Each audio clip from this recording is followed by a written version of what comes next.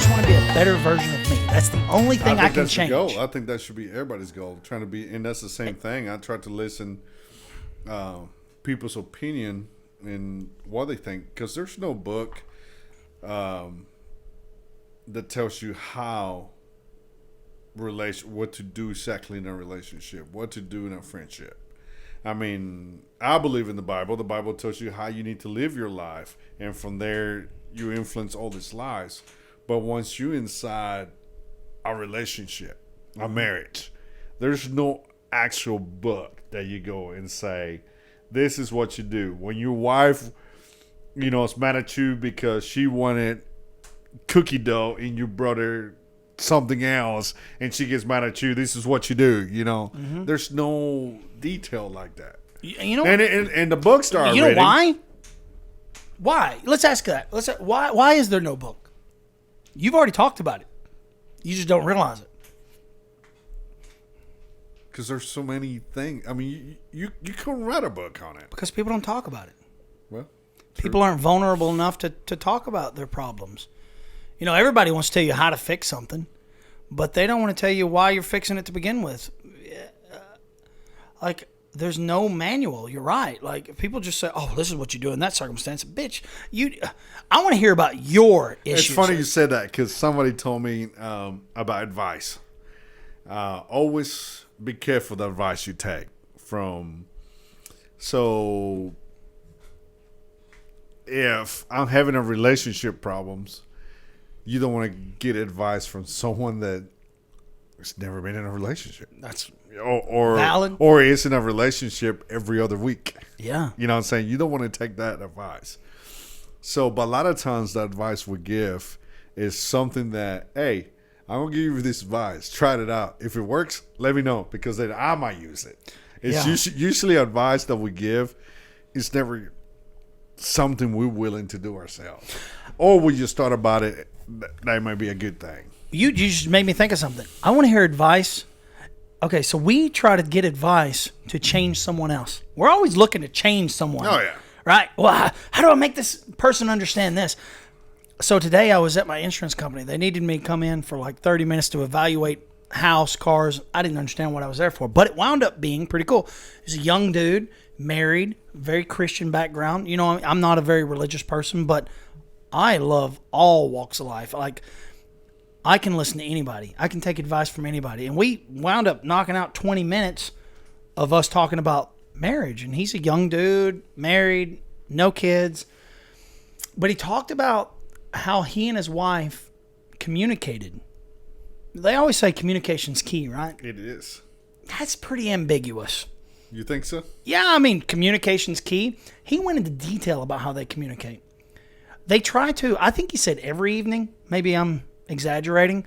But in the evenings, they take a walk and they discuss the day. And I've learned this. Just because I want to talk about something now doesn't mean I can unless you're ready to talk about it. So what they do is when there is a conflict or an unresolved issue within the relationship, marriage, they schedule it.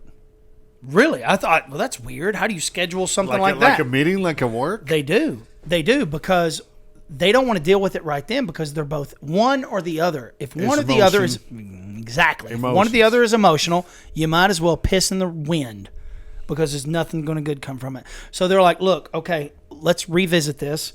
And on this night, I don't have anything available to you. And they're like, nope. So they schedule.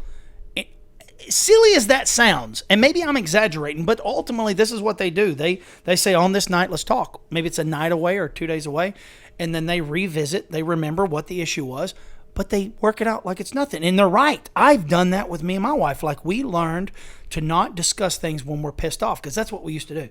This is the biggest problem I've noticed in all ships. Relationship, partnership, friendship. They want to discuss it in the moment. Right now, there's a fucking problem and I'm pissed off. Nope. Wait 1 hour. You will get a great result. Wait a day, a week. Wait until you're both ready to talk about it logically, because I've learned that logic and emotion cannot cohabitate. They cannot coexist. It's like oil and water. They're both important. but they can't be at the same time. That was me. You ruined this hour right now for me. Yep. I don't want to ruin another minute. I don't want to ruin another day. We're going to fix it right now. Yeah. I've done my whole life that way. And I got a funny story. And I learned that through my fiance. I know my philosophy with her is, she's a hurricane, I'm a volcano. When those two go at it, it's the perfect storm. And guess what? 4 days later, we finally realized, why did we talk about it then? Because we didn't fix nothing. We made things worse. Every time. And if you're calm, because like I have talked to her driving down the road, just me and her driving, it's like, hey, I really don't like this, or she don't like this. And we talked. Mm-hmm. Don't get me wrong. But it's not easy though. No, it's hard. It takes practice. Because even you calm, somewhere in that relationship, whether it's hurt or guess what's going to pop out? Emotions. We buff up. We go at it. And because we calm, we can tell each other. Because she can tell me, hey, you're getting upset. Calm down. We're talking. And it's like, all right, cool. She does the same thing. It's like, babe, I see that hurricane start. But because we calm, we can see each other and we can calm each other, and we fix it. That's the thing. When the emotions are going, you're making it worse than what it is, and you don't fix nothing. You're 100% right, and that even for me goes back to